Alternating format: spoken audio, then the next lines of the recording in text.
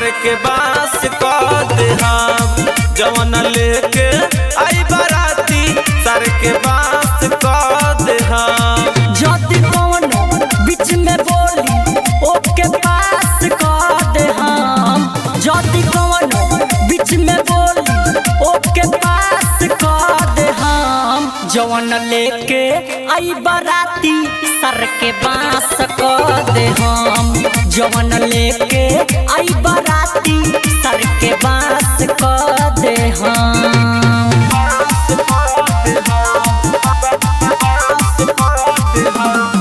जवन लेके आई बाराती देखते रह जाई तोर बाबू भाई मारब तना गोली रे मारब हम लगातार ये बबुनी केहू नहीं बोली रे।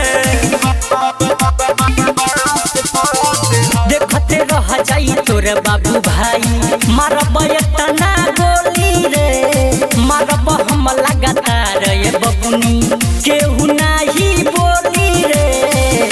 सुना जहाँ होई सुख सुखा ओही जगह से कह दे हम। जहाँ होई सुख सुखा ओही जगह से कह दे हम। जवन लेके आई बाराती सर के बास कह दे हम। जवन लेके आई बाराती सर के बास कह दे हम।